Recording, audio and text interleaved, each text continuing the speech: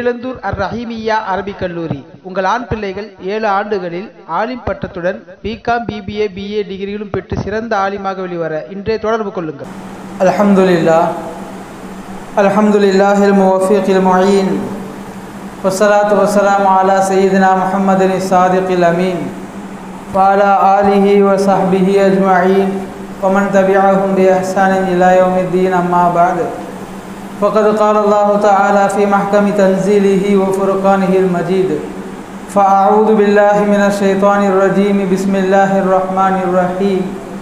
من ذا الذي يقرض الله قرضا حسنا. قال نبينا محمد صلى الله عليه وسلم: أحب الناس إلى الله أنفعهم للناس، أو كما قال النبي صلى الله عليه وسلم. صدق الله مولانا العظيم وصدق رسوله النبي الكريم ونحن على ذلك من الشاهدين والشاكرين والحمد لله رب العالمين. அளவற்ற அருளாளனும் நிகரற்ற அன்புடையவனுமாகிய எல்லாம் வல்ல அல்லாஹுவின் திருநாமம் உச்சரித்து என் உரையை துவக்கம் செய்கிறேன்.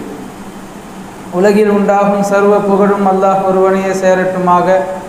அவனது சாந்தியும் சமாதானமும் கருணையும் ஈடேற்றமும் அகிலத்தின் அருட்கொடையாய் வந்துதித்த அண்ணலின் பெருமான் ரசூலுல்லாஹி ஸல்லல்லாஹு அலைஹி வஸல்லம் அன்னவர்கள் மீதும், அன்னாரின் வழி நடந்த உத்தம சத்திய சஹாபாக்கள், தாபிஈன்கள், தபஉ தாபிஈன்கள், நாதாக்கள், நல்லவர்கள், அவுலியாக்கள், இமாம்கள், குறிப்பாக சிறப்புமிகு இச்சபையில் ஒன்று சேர்ந்திருக்கக்கூடிய நம் அனைவர் மீதும் அனைவர் குடும்பத்தார் மீதும் என்றென்றும் நிறைவாக நிலவட்டுமாக.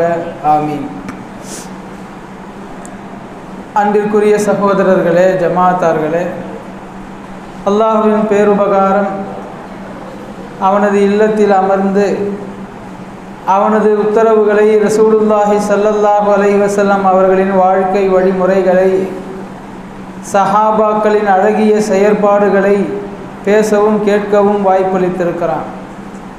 பேசுகின்ற கேட்கின்ற விஷயங்களின் பிரகாரம் நமது வாழ்க்கையை அமைத்து கொள்ள வேண்டும் என்பதை ஆரம்ப உபதேசமாக எனக்கும் உங்களுக்கும் கூறி, இந்த வார ஜும்ஆவின் உரையில் வக்ஃபு குறித்த சில தகவல்களை நாம் தெரிந்து கொள்ளவிருக்கிறோம்.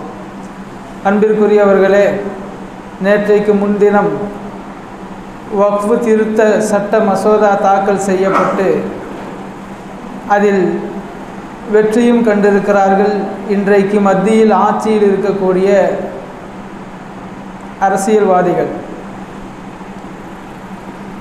இஸ்லாத்தின் பார்வையில் வக்ஃபு என்பது என்ன, அது எதற்கானது, அதன் அழகிய நோக்கங்கள் என்ன, அதன் அற்புத வரலாறுகள் என்ன என்பதை குறித்தும், தற்போது வக்ஃபு சட்டத்தில் செய்யப்பட்டுள்ள திருத்தங்களால் ஏற்படுகிற விளைவுகள் குறித்தும் நாம் 2 ஜும்ஆக்களில் தெரிந்து கொள்ள வேண்டியிருக்கிறது. அன்பானவர்களே, ரசூலுல்லாஹி ஸல்லல்லாஹு அலைஹி வஸல்லம் அவர்களின் வருகைக்கு பிறகு உலகம் தன் பாதையை மாற்றிக்கொண்டது. அக்கிரமங்களாலும் அநீதங்களாலும் சூழப்பட்டிருந்த உலகம் அன்பாலும் அரவணைப்பாலும் அனுசரிப்பாலும் மனிதர்கள் ஒருவருக்கொருவர் உதவி கொண்டு நிம்மதியாக அவரவர் கொள்கையில் வாழ்வதற்குரிய வழிவகைகளை கண்மணி நாயகம் ஸல்லல்லாஹு அலைஹி வஸல்லம் அவர்கள் செய்தார்கள். மனிதன் இவ்வுலகில் அமைதியாக வாழ்வதற்கு படைக்கப்பட்டவன், அடுத்தவர்கள் மீது அன்பு கொண்டு செயல்பட கடமைப்பட்டவன் என்பதை இந்த மனித உலகிற்கு பெருமானார் ஸல்லல்லாஹு அலைஹி வஸல்லம் அவர்கள் நன்கு உணர்த்தினார்கள். 40 வயதில் நபி பட்டம் பெற்று சமூகத்தில் வந்து தன்னை அல்லாஹ்வின் தூதர் என்று பெருமானார் ஸல்லல்லாஹு அலைஹி வஸல்லம் அவர்கள் சொன்னபோது அதனை எந்த தோழரும் ஏற்பதற்கு மறுக்கவில்லை. நாயகத்தின் வெற்றிக்கு பின் பல காரணங்கள் சொல்லப்பட்டாலும் கூட அவர்களின் அன்பும் அவர்களின் நேர்மையும் தான் இந்த உலகத்தில் இன்றைக்கு வரை அவர்களுக்கு நற்பெயரை தந்து கொண்டிருக்கிறது. முஸ்லிம் அல்லாத தலைவர்களும் கூட முஹம்மது ஸல்லல்லாஹு அலைஹி வஸல்லம் அவர்களுடைய நற்குணத்திற்கு எந்த விதமான கேள்வியும் எழுப்பியதில்லை, களங்கமும் ஏற்படுத்தியதில்லை. அந்த அடிப்படையில் இந்த மனித கட்டமைப்பை பெருமானார் ஸல்லல்லாஹு அலைஹி வஸல்லம் எந்த அளவிற்கு அழகாக உருவாக்கினார்கள் என்பதை பட்டியலிடுகிற போது பெருமானார் ஸல்லல்லாஹு அலைஹி வஸல்லம் அவர்கள் முஃமின்களின் சிறப்புகள் என்பதை கடந்து மனிதர்களாக வாழ்வதற்குள்ள சில சிறப்புகளையும் கூறியிருக்கிறார்கள். நான் மேற்கூறிய நபிமொழியில் நபி ஸல்லல்லாஹு அலைஹி வஸல்லம் அவர்களின் சொற்கள் இப்படி அமைகின்றன. அஹப்புன் நாசி இலல்லாஹ், அல்லாஹ்வின்பால் மனிதர்களில் மிக பிரியமானவர் அல்லாஹ்விற்கு யார் என்றால் அன்ஃபஉஹும் லின்னாஸ், மக்களுக்கு யார் அதிகம் பலனுள்ள வகையில் வாழ்கிறாரோ அவர்தான் அல்லாஹ்வின்பால் மிக நெருக்கமானவர் என்று சொல்கிறார்கள். முஃமின்களுக்கு யார் உதவுகிறாரோ என்று சொல்லவில்லை, மனிதர்களுக்கே உதவுகிற வகையில் வாழ வேண்டும். அதுதான் மனித வாழ்க்கையின் உன்னத நோக்கம். பெருமானார் ஸல்லல்லாஹு அலைஹி வஸல்லம் அவர்கள் ஆரம்பித்த கொள்கையில் சஹாபாக்களை எப்படி அவர்கள் பக்குவப்படுத்தினார்கள் என்றால், ஒருவருக்கொருவர் சமம், பிறப்பு இறப்பால் அல்லது நிறத்தால், மொழியால் அல்லது குலத்தால், குடும்பத்தால் எந்த வகையிலும் ஒருவருக்கொருவர் சிறப்பு வாய்ந்தவர் கிடையாது. இன்ன அக்ரமக்கும் இந்தல்லாஹி அத்காக்கும், திருக்குர்ஆனில் அல்லாஹ்வும் இதனை வழிமொழிந்து பதிகிறான். யார் இறையச்சம் கொண்டு மனிதர்களுக்கு ஒருவருக்கொருவர் உதவி கொண்டு நேர்மை உள்ளவர்களாக வாழ்கிறார்களோ அவர்கள்தான் அல்லாஹ்விடத்தில் அதிக சங்கைக்குரியவர்கள். அல்லாஹ்விடத்தில் நாம் கண்ணியத்தை பெற வேண்டுமானால், நெருக்கத்தை பெற வேண்டுமானால், நம்மிடத்தில் இருக்கக்கூடிய பதவியோ செல்வாக்கோ பொருளாதாரமோ நேரடியாக இவை உதவாது.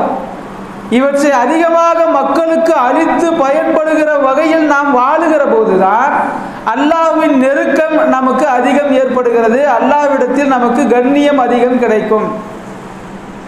இப்படியான அனைவரும் சமம், சமத்துவம், சகோதரத்துவம் என்கிற கோட்பாட்டின்படி பெருமானார் ஸல்லல்லாஹு அலைஹி வஸல்லம் அவர்கள் தங்களுடைய ஏகத்துவ கொள்கையை போதித்த போதுதான் தன்னை உயர்ந்த குலத்தை சார்ந்தவர் என்று சொல்லிக் கொண்டவர்களுக்கு பொறாமை ஏற்பட்டது. காசு பணமும் இல்லை, பொருளாதாரமும் இல்லை, செல்வாக்கு பதவி அதிகாரம் எதுவும் இல்லை, அவர்களும் நாங்களும் சமமா என்று தற்பெருமை கொண்டவர்கள், மற்ற மக்களின் மீது குரோதம் கொண்டவர்கள் தான் இஸ்லாத்தை ஏற்க தயங்கினார்களே ஒழிய பெருமானாரின் நற்குணங்களின் மீதோ பெருமானாரின் ஏகத்துவ கொள்கை மீதோ அவர்களுக்கு பெரிய முரண்பாடு இருந்ததில்லை. நாமும் முகம்மதை ஏற்று சென்றால் சாதாரண அடிமைகளோடு அமர வேண்டுமே என்று அவர்கள் யோசித்தார்கள். நம்முடைய அதிகாரம் எல்லாம் குறைந்து விடுமே என்றுதான் அவர்கள் அச்சப்பட்டார்கள். உலக ஆதாயத்தை எதிர்பார்த்திராமல், உலக கண்ணியத்தை சங்கையை எதிர்பார்த்திடாமல் உண்மை கொள்கையை பின்பற்றி வாழ வேண்டும் என்று ஆசைப்பட்ட அத்தனை பேரும் தங்களுடைய அதிகாரங்களை, பொருளாதாரத்தை தூக்கி எறிந்து விட்டு வந்து இஸ்லாத்திற்குள் சேர்ந்து சகோதரர்களாக வாழ்ந்த நிறைய அரசர்கள், இளவரசர்களுடைய வரலாறுகளை நாம் அதிகம் கேள்விப்பட முடியும். அன்பானவர்களே, இந்த சமுதாயத்தை மிக நேர்மையான சமுதாயமாக உருவாக்குவதில் உலகத்தில் பல தலைவர்கள் உலகத்தில் அடையாளத்தை விட்டு சென்றிருக்கிறார்கள். நீங்கள் கடந்த 1000 ஆண்டுகளில் மனிதர்களுக்கு பெரிய சேவை செய்தவர்கள் என்று பட்டியலிட்டால் பல நபர்களை நம்மால் கூற முடியும். இஸ்லாத்தை கடந்த பல தலைவர்களும் இருக்கிறார்கள். ஆனால் பெருமானாரின் வெற்றி எப்படி தனித்து நிற்கிறது என்றால், பெருமானாரின் காலத்திற்கு பிறகும் அவர்களின் போதனைகளும் அவர்களை பின்பற்றுபவர்களின் எண்ணிக்கையும் அவர்கள் கூறிய தான தர்மங்களின் விகிதாச்சாரமும் வருடங்கள் கடக்க கடக்க அதிகரித்து கொண்டேதான் செல்கிறது. அதை நிலைநிறுத்துவதில் தான் பெருமானார் ஸல்லல்லாஹு அலைஹி வஸல்லம் இன்றைக்கு வரை எந்த தலைவர்களும் கூட வர முடியாத உயரத்தில் அவர்கள் நிற்கிறார்கள். சஹாபாக்களை பக்குவப்படுத்தினார்கள், ஒருவருக்கொருவர் உதவி கொள்ள வேண்டும் என்று வலியுறுத்தினார்கள். அடுத்தவர்களுக்கு உதவுவதுதான் நமது ஈமானை பரிபூர்ணப்படுத்தும் என்று ஆர்வமூட்டினார்கள். அந்த அடிப்படையில் யாரும் உணவில்லாமல் தவிக்கக்கூடாது, உடையில்லாமல் தவிக்கக்கூடாது, அடிப்படை செலவுகளுக்கே வசதி இல்லாத நிலை இருக்கக்கூடாது என்றுதான் இந்த மார்க்கத்தில் ஜக்காத் கடமையாக்கப்பட்டது. சதக்காக்கள் வலியுறுத்தப்பட்டன, தான தர்மங்கள் வலியுறுத்தப்பட்டன. இவையெல்லாம் சமகாலத்தில் மனிதர்களுக்கு நாம் ஒருவருக்கொருவர் செய்து கொள்கிற உதவி. ஆனால் நமது காலம் கடந்த பிறகும், நாம் மௌத்தானதற்கு பிறகும் மக்களுக்கு பிரயோஜனம் வரும் வகையில் நாம் வாழ வேண்டும் என்கிற சித்தாந்தத்தில் பெருமானார் ஸல்லல்லாஹு அலைஹி வஸல்லம் அவர்கள் சஹாபாக்களுக்கு எடுத்துரைத்த கொள்கைதான் வக்ஃப் என்கிற ஒரு அருமையான நடைமுறை.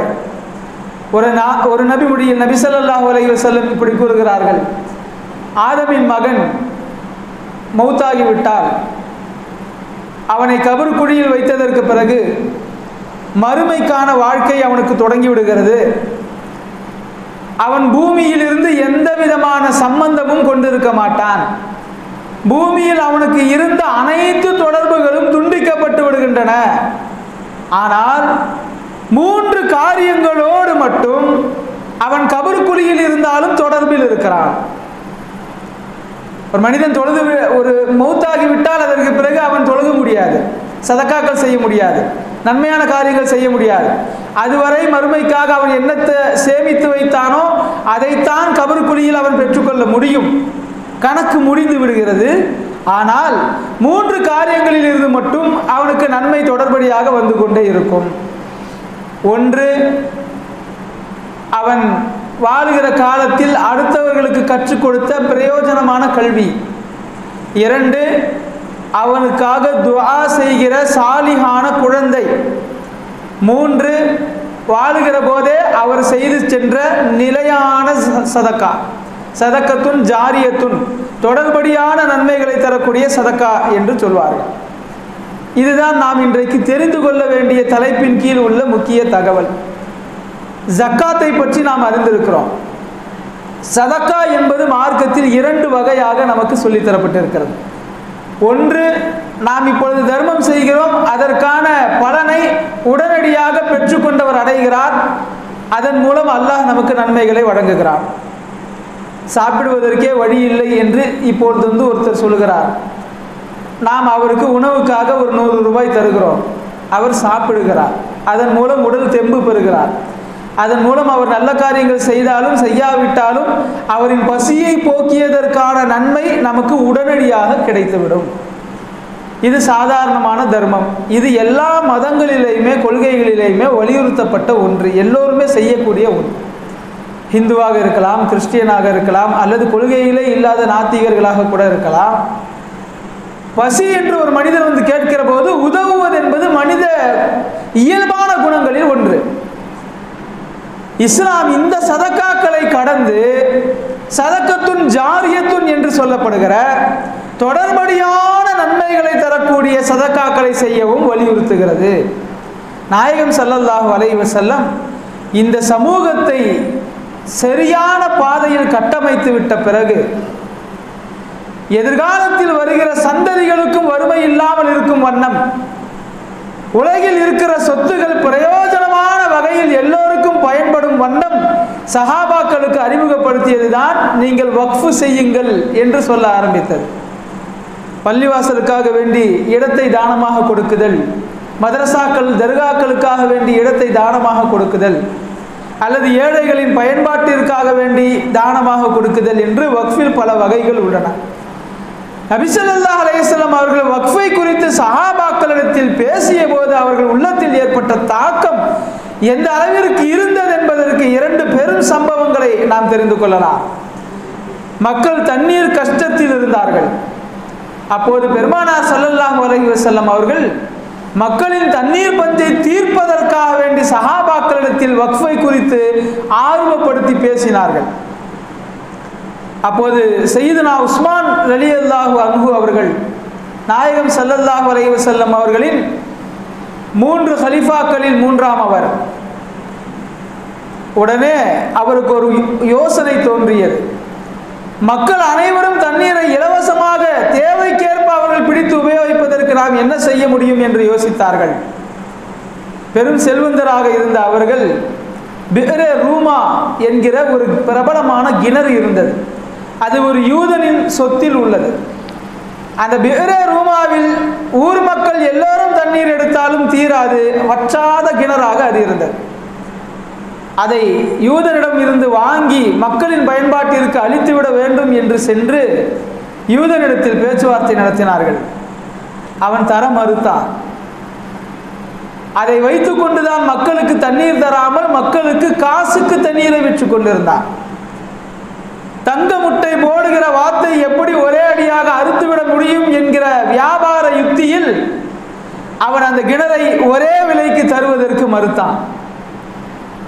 அவனை விட வியாபார தந்திரம் மிகுந்த செய்தனா உஸ்மான் ரலியல்லாஹு அன்ஹு அவனிடத்தில் சொன்னார்கள், அந்த கிணற்றிற்கான முழு விலையை நான் உனக்கு கொடுத்து விடுகிறேன், ஆனால் நீ கிணறு முழுவதையும் எனக்கு விற்க வேண்டிய அவசியம் இல்லை, பாதி விற்றால் போதும் என்று சொன்னார்கள். பாதி என்றால் எப்படி? ஒரு நாளைக்கு நீ தண்ணீரை உபயோகப்படுத்திக்கொள், அது உனக்கான கிணறு.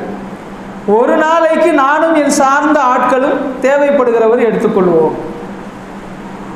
அவன் இது நல்ல யோசனையாக இருக்கிறது, கிணறும் நம்மிடத்தில் ஒரு நாள் இருக்கும், ஆனால் கிணற்றை விற்றதற்கான முழு பணமும் நமக்கு கிடைக்கும் என்று யோசித்து உஸ்மான் ரலியல்லாஹு அன்ஹு அவர்களிடத்தில் அந்த கிணற்றை விற்றார்.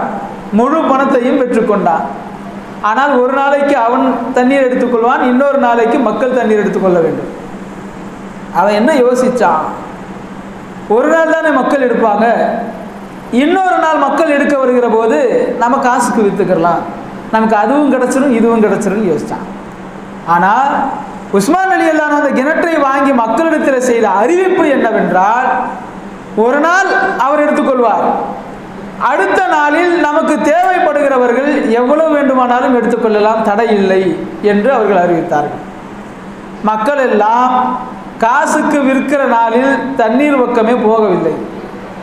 ஒரு நாள் விட்டு ஒரு நாள் நமக்கு தேவையான தண்ணீரை சென்று இலவசமாக எடுத்து உபயோகப்படுத்த ஆரம்பித்ததற்கு பிறகு அவன் புரிந்து கொண்டான், நாம் செஞ்சது தப்பு, நாம் ரொம்ப தந்திரமாக உஸ்மானை ஏமாத்திரலாம் நினச்சோம், ஆனால் ஏமாந்தது நாம தான், உஸ்மானுடைய வியாபார யுக்தி ஜெயிச்சிருச்சு அப்படின்னு அவன் தெரிஞ்சு கொண்ட பிறகு உஸ்மான் ரலியல்லாஹு அன்ஹு அவர்களை அழைத்து, நான் உனக்கே கிணறை தந்து விடுகிறேன், இன்னும் கொஞ்சம் பணம் கொடுன்னு கேட்டான். வேறு வழி இல்லை. உஸ்மான் ரலியல்லாஹு அன்ஹு அவர்கள் அவன் கேட்ட பணத்தை கொடுத்து விட்டு முழுமையாக அந்த கிணற்றை வாங்கி கண்மணி நாயகம் ஸல்லல்லாஹு அலைஹி வஸல்லம் அவர்கள் வசம் கொண்டு வந்து கொடுத்து, இதை நான் நீங்கள் சொன்னது போல வக்ஃபு செய்கிறேன், மக்களின் பயன்பாட்டிற்காக இது இருக்கட்டும் என்று வக்ஃபு செய்தார்கள். இன்றைக்கு வரை அதில் தண்ணீர் எடுக்கப்பட்டு கொண்டிருக்கிறது. இன்றைக்கு வரை வேறு ரூமாவை சுற்றி இருக்கக்கூடிய, நீங்கள் கூகுளில் தேடி பார்த்தால் அது எந்த அளவிற்கு பயன்படுகிறது என்பதை இன்றைக்கும் எழுதி வைத்திருக்கிறார்கள். பல மஸ்ஜிதுகளுக்கும் பல ஏரியாக்களுக்கும் தண்ணீர் அதிலிருந்து தான் சென்று கொண்டிருக்கிறது. இது ஒரு நீண்ட நன்மைகளை தரக்கூடிய தர்மமாக பெருமானார் ஸல்லல்லாஹு அலைஹி வஸல்லம் அவர்களால் கூறப்பட்டு உஸ்மான் ரலியல்லாஹு அன்ஹு செய்த வக்ஃபுகளில் ஒன்று. இன்னொரு கிணறு இருந்தது, ஒரு பைரஹா என்கிற தோட்டம். செய்தனா அபூ தல்ஹா ரலியல்லாஹு அன்ஹு என்கிற நபி தோழருக்கு அது சொந்தமாக இருந்தது. பெருமானார் ஸல்லல்லாஹு அலைஹி வஸல்லம் வக்ஃபை குறித்தும் வக்ஃபு செய்கிற போது வேண்டா வெறுப்பாகவோ அல்லது மதிப்பு குறைந்த நிலங்களையோ கிணறுகளையோ வக்ஃபு செய்யாமல் உங்களுக்கு பிடித்ததை, அதிக மதிப்புடையதை, அதிகம் பலன் தருவதை நீங்கள் வக்ஃபு செய்ய வேண்டும் என்று கூறியதன் அடிப்படையில் பைரஹா தோட்டத்தை வக்ஃபு செய்தார்கள். அவருடைய நண்பர்கள் எல்லாம் கேட்டார்கள், உன்கிட்ட எவ்வளவோ சொத்து இருக்குது, வேறு எத்தனையோ கிணறுகள் தோட்டங்கள் இருக்கின்றன, இந்த பைரஹா தோட்டத்திற்குள்ள சிறப்பு என்னவென்றால், அன்றைய அரபு தீபகற்பத்தில் பைரஹா தோட்டத்தில் இருந்து கிடைக்கக்கூடிய தண்ணீர் போன்று வேறு எங்குமே சுவையாக இருக்காது. பெருமானார் ஸல்லல்லாஹு அலைஹி வஸல்லம் அவர்களே விரும்பி பைரஹா தோட்டத்து தண்ணீரை எனக்கு கொண்டு வாருங்கள் என்று அவ்வப்போது கேட்டு வாங்கி குடிப்பார்கள் என்று வரலாறுகளில் வருகிறது. அபூ தல்ஹா ரலியல்லாஹு அன்ஹு தனக்கு மிக பிடித்த அந்த தோட்டத்தை கொண்டு வந்து பெருமானார் ஸல்லல்லாஹு அலைஹி வஸல்லம் அவர்களிடத்தில் கொடுத்து வக்ஃபு செய்தார்கள் என்று நாம் பார்க்கிறோம். இப்படி அங்கே ஆரம்பித்த இந்த வக்ஃபுடைய வரலாறு எந்த அளவிற்கு முஸ்லிம்களிடத்தில் சர்வதேச அளவில் விரவி கிடக்கிறது என்றால், இந்தியாவில் நமது இராணுவம் மற்றும் ரயில்வே டிபார்ட்மெண்ட்டுக்கு அடுத்தபடியாக அதிக சொத்துக்களை கொண்டிருக்கக்கூடிய ஒரு வாரியமாக வக்ஃபு வாரியம் இருக்கிறது. சுமார் 1.25 லட்சம் கோடிக்கும் மேல் சொத்துக்கள் வக்ஃபு வாரியத்திற்கு இருக்கின்றன. இவ்வளவு பெரிய சொத்தை வைத்திருக்கக்கூடிய மதம் சார்ந்த அமைப்பு எதுவுமே கிடையாது. இராணுவம் என்பதும் ரயில்வே டிபார்ட்மெண்ட் என்பதும் அரசாங்கத்தின் கீழ் உள்ள அனைத்து 150 கோடி மக்களுக்குமான பயன்பாட்டில் உள்ளன. ஆனால் வக்ஃபு வாரியம் என்பது ஒரு 15% வாழக்கூடிய இஸ்லாமிய மக்கள் செய்த அர்ப்பணிப்பு, தியாகம். தங்களுடைய குடும்பத்தை கடந்து வாழ்நாள் முழுக்க தான் கஷ்டப்பட்டு சம்பாதித்த சொத்துக்களை நம்மை படைத்த அல்லாஹ்விற்கு வழங்க வேண்டும் என்கிற உயரிய சிந்தனையில் வழங்கிய சொத்துக்கள் தமிழ்நாட்டில் மட்டும் 60,000 சொத்துக்கள் வக்ஃப் வாரியத்திற்கு இருக்கிறது. பெருமானா ஸல்லல்லாஹு அலைஹி வஸல்லம் அவர்கள் அங்கு ஆரம்பித்த அந்த வக்ஃபின் வேலைப்பாடு இன்று வரை அது துவங்கி மிகச் சிறப்பாக நடந்து கொண்டிருக்கிறது. பள்ளிவாசல்களுக்காக மதரசாக்களுக்காக செய்கிற வக்ஃபுகள் இன்றைய காலம் வரை சில இடங்களில் வினோதமாக கூட இருக்கிறது. ஒரு பள்ளிக்கு நிலம் தருவது என்பது ஆச்சரியப்படத்தக்க செய்தி அல்ல. அது நிறைய செல்வந்தர்கள் வழங்குகிறார்கள். பள்ளி கட்டி கொடுப்பது என்பது அதுவும் நிறைய செல்வந்தர்கள் செய்கிறார்கள். ஆனால் சென்னை மந்தவெளி இமாம் இலியாஸ் ரியாசி ஹசரத் அவர்கள் சமீபத்தில் பேசிய உரையிலே ஆச்சரியமான 2 தகவல்களை சொல்கிறார். அவர்கள் ஓதிய பேட்டை என்கிற ஊரில் அமைந்துள்ள ரியாதுல் ஜினான் என்கிற மதரசாவிற்கு, மதரசா என்றாலே அதற்கு நிலத்திற்கு ஒருவர் வக்ஃபு செய்திருப்பார், தங்குவதற்கான அறைகளை ஒருவர் வக்ஃபு செய்திருப்பார், பலவாறாக வக்ஃபுகள் இருக்கும்.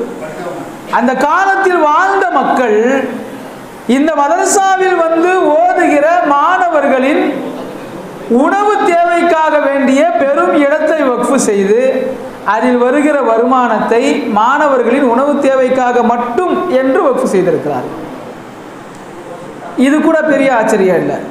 இன்னொரு வாக்கிஃபு அதே மதரசாவில் வந்து ஓதுகிற மாணவர்களின் பேனா பென்சில் செலவிற்காக வேண்டி ஒரு பெரிய இடத்தை வக்ஃபு செய்து அதில் வருகிற வாடகைகளை வருமானங்களை மாணவர்களுடைய பேனா பென்சிலுக்காக செலவு செய்ய வேண்டும் என்று வக்ஃபு செய்து வச்சிருக்கிறார்.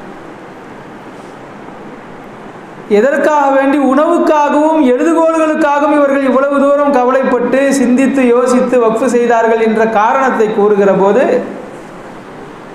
இங்கே வந்து ஓதுகிற மாணவன் அவன் உண்ணுகிற உணவில் ஏற்படுகிற தெம்பால் கற்றுக்கொள்கிற கல்வியையும் அதை பரப்புகிற போதும் அமல்கள் செய்கிற போதும் வாழ்நாள் முழுக்க அவர்கள் செய்கிற எல்லா நல்ல காரியங்களில் இருந்தும் எனக்கும் ஒரு பங்கு நன்மை வேண்டும் என்ற எண்ணத்தில் அவர்கள் எழுதி வைத்திருக்கிறார்.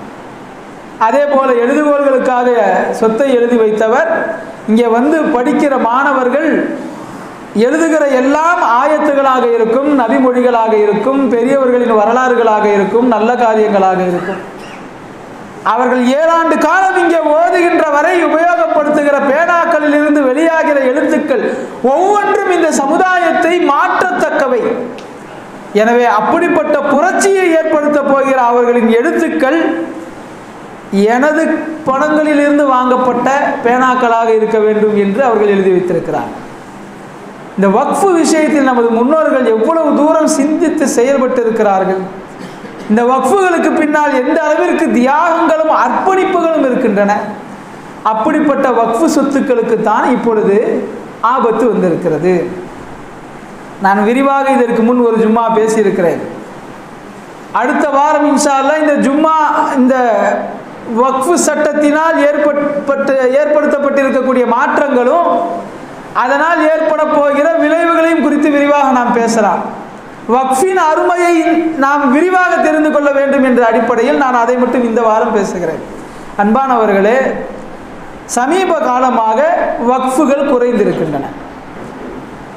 ஒரு 30-40 ஆண்டுகளுக்கு முன்னால் இருந்த வக்ஃபு சிந்தனை கூட இப்பொழுது குறைந்திருக்கிறது. ஆனால் பொருளாதார விகிதாச்சாரம் அதிகரித்திருக்கிறது. ஆனால் அல்லாஹ்வுடைய பெரும் கிருபையில் இன்றைக்கும் நமது மஹல்லா போன்ற பெரிய வசதியோ சொத்துக்களோ இல்லாத மஹல்லாக்களில் கூட நோன்பு மாதங்களில் சஹர் தொடங்கி நோன்பு கஞ்சி வரை மக்களுக்காக உணவுகளை வழங்குவதில், பசி தீர்ப்பதில் பெரிய அளவிற்கான தான தர்மங்களை முன்னெடுத்து வருகிறோம். அது ஒரு பெரிய மாற்றத்தை சந்தித்திருக்கிறது. மிக்க மகிழ்ச்சியான ஒரு செய்தி. ரமலான்களில் ஜக்காத்தை நாம் கணக்கெடுத்து கொடுத்து வருபவர்களாக இருக்கிறோம். தான தர்மங்களை நமது கைமீறி செலவு செய்பவர்களாக கூட இருக்கிறோம். சதக்கத்துல் ஃபித்ர் விஷயத்தில் கடமை ஆகாதவர்கள் கூட நிறைய பேர் சதக்கத்துல் ஃபித்ர் கொடுப்பதை நாம் பார்க்கவும் முடிகிறது. அந்த அளவிற்கு தியாக சிந்தனையை அல்லாஹ் நமக்கு இப்பொழுதும் வழங்கி இருக்கிறார். இந்த வக்ஃபு சொத்துக்களை காப்பதற்கும் மேற்கொண்டு இந்த வக்ஃபு சொத்துக்களை அதிகரிப்பதற்கும் நாம் செய்ய வேண்டிய 3 முக்கியமான காரியங்கள் என்னவென்றால், ஒன்று, ஏற்கனவே உள்ள நமது வக்ஃபு சொத்துக்களை பராமரிப்பதில் அதிக ஈடுபாடு காட்ட வேண்டும். இன்றைக்கு நிறைய நிர்வாகத்தில் இருப்பவர்களுக்கு நமது பள்ளிக்கு எங்கெங்கெல்லாம் சொத்துக்கள் இருக்கின்றன, முறையான டாக்குமெண்ட்ஸ் அதுக்கெல்லாம் இருக்கிறதா, எங்கே பத்திரப்படுத்தி வைக்கப்பட்டிருக்கிறது என்ற தகவல்கள் அறியாதவர்களாக இருக்கிறார். பராமரிப்பில் குறைபாடு இருக்கிறது. இரண்டாவது, பாதுகாக்க வேண்டியவர்களே சில இடங்களில் வக்ஃபு சொத்துக்களை சூறையாடுவதையும் நாம் கேள்விப்பட முடிகிறது. எப்படி சட்ட ரீதியாக அதை ஏமாற்ற முடியுமோ அப்படி அவர்கள் தங்களின் அதிகாரத்தின் கீழ் கொண்டு வந்து அதிலிருந்து வரும் வாடகைகளை திருடுபவர்களாக அல்லது அந்த சொத்துக்களே திருடுபவர்களாகவும் இருக்கிறார்கள். இந்த வக்ஃபு சட்டம் இப்போ வந்திருக்கிறதுனுடைய பேஸ்மெண்ட் என்னன்னா, எப்படி முத்தலாக் தடை சட்டம் வந்தபோது உச்சநீதிமன்றம் மத்திய அரசாங்கத்தை கேட்டது, முஸ்லிம்களுக்குள் இருக்கக்கூடிய ஒரு சட்டத்திட்டத்தை அவர்களுடைய பர்சனல் லாவில் நீங்கள் எப்படி கொண்டு போய் மூக்கை நுழைக்க முடியும், அது அவர்களுக்குள்ள பிரச்சனை தானே, அவர்களே முடித்து கொள்ளட்டும் என்றபோது மத்திய அரசாங்கம் சொன்ன பதில், இதில் நாங்களாக சென்று தலையிட்டு பிரச்சனையை தீர்ப்பதற்கு செல்லவில்லை, முஸ்லிம்களை சார்ந்த சில பெண்கள் எங்களிடத்தில் வழக்கு தொடுத்திருக்கிறார். ஒரு 80க்கும் மேற்பட்ட வழக்குகள் இந்தியா முழுக்க. என்னுடைய புருஷன் இன்ஸ்டன்ட் தலாக் எனக்கு கொடுத்துட்டாரு, நினச்ச நேரம் 3 தலாக் சொல்லிட்டு போயிட்டாரு, அந்த நேரமே என் கணவர் இடத்துலேருந்து நான் பிரிய வேண்டியது வந்துருச்சு, அதனால் எனக்கு பொருளாதார ரீதியாகவும் மன உளைச்சலாகவும் எனக்கு இப்படிலாம் பாதிப்பு ஏற்பட்டிருக்குன்னு வழக்கு போட்டாங்க. அதில் ஒரு 15 பெண்கள் தன்னுடைய முன்னாள் கணவர்களின் மீது போட்ட வழக்குகளை அவர்கள் முன்னிறுத்தி காட்டிதான் நாங்களாம் போய் அவங்களுக்கு ஒரு தீர்வு சொல்லணும்னு இந்த முத்தலாக்கை தடை பண்ணலை, முஸ்லீம் பெண்களே கேட்டாங்க. முஸ்லிம் பெண்களின் பாதுகாப்புக்காக நான் செய்த ஒன்று என்று அவங்க காரணம் சொன்னாங்க. அதே மாதிரி தான் இப்போ இந்த வக்ஃபு வாரிய சீர்திருத்தம் சொல்கிற அவங்க கொண்டு வந்திருக்கக்கூடிய சட்டத்தில் திருத்தத்தில் அவங்க சொல்கிற காரணங்களில் ஒன்று, நாங்களாக போய் மூக்க நுழைச்சி அவங்களுக்கு வந்து இப்படிலாம் பண்ணணும், உங்கள் சொத்தை பாதுகாக்கணும்னு சொல்லலை. பல இடங்களில் வக்ஃபு சொத்தை முன்னாள் நிர்வாகி ஆட்டையை போட்டுட்டாருன்னு இப்போ இருக்கிற நிர்வாகி கேஸ் போட்டிருக்கிறாங்க, அல்லது இப்போ இருக்கிற நிர்வாகிகள் மீது முன்னாள் நிர்வாகிகள் அல்லது நிர்வாகிகளே இல்லாத சில மெம்பர்கள் கேஸ் போட்டிருக்கிறாங்க. இப்படி இந்தியா முழுக்க பல 100 கேஸுகள் வந்துருச்சு. இந்த வழக்குகளை நாங்கள் சரியாக தீர்த்து கொடுக்க வேண்டுமானால் நாங்கள் இந்த சட்டத்திலேயே சில திருத்தங்கள் செய்ய வேண்டி இருக்குது அப்படின்னு சொல்லிட்டு 44 திருத்தங்கள் நாங்கள் போட்டிருக்கிறோம். இந்த 44 திருத்தங்களை சரியாக செய்துவிட்டால் இப்போதுள்ள வழக்குகளின் பிரச்சனைகளையும் தீர்க்க முடியும். எதிர்காலத்தில் வக்ஃபு குறித்த வழக்குகள் வராமல் இந்த சொத்துக்களை பாதுகாக்க முடியும். அப்படி பாதுகாத்து பராமரிக்கிற போது வருகிற வருமானங்களை வைத்து முஸ்லிம் சமூகத்தின் பொருளாதார வளர்ச்சியை மேம்படுத்த முடியும் என்று நாமளே நம்புகிற வகையில் காரணம் சொல்கிறாங்க. அவங்க சொல்கிற காரணங்களையெல்லாம் கேட்டால் நாமளே ஒத்துக்குருவோம், பரவாயில்லையே, எங்கள் முஸ்லீம் தலைவர்கள் கூட இப்படியெல்லாம் யோசிக்கலையே, இவ்வளவு எங்கள் மேலே அக்கறை கொண்டு வந்திருக்கிறீங்களே அப்படின்னு நாம் நினைக்கிற அளவுக்கு அவங்க காரணம் சொல்கிறாங்க. இது எங்கே துவங்குதுன்னு பார்த்தீங்கன்னா, நமக்குள்ளே இருக்கக்கூடிய சண்டைகள் வரலாம், வராமல் சமூகம் இருக்கவே இருக்காது. ஆனால் எப்போதும் அந்த சண்டைகளுக்காக நம்ம கோர்ட்டு படி போயிட்டோம்னா இதுதான் நடக்குங்கிறது முத்தலாக் தடை சட்டத்திலையும் விளங்குச்சு, இப்பயும் நமக்கு விளங்குது. இதில் இன்னொன்று தெரிய வேண்டிய தகவல், 44 மாற்றம்னு சொன்னாங்க, ஆனால் மொத்தம் 115 மாற்றங்கள் செய்யப்பட்டிருக்கிறது. அது நல்ல மாற்றங்களா கெட்ட மாற்றங்களாங்கிறதுலாம் இன்ஷால்லா அடுத்த வாரம் விரிவாக நம்ம பேசலாம். ஒரு சட்டத்தில் 115 சீர்திருத்தங்கள் செய்கிற போது அந்த சட்டம் தன்னுடைய ஒரிஜினாலிட்டியை இழந்துடும்.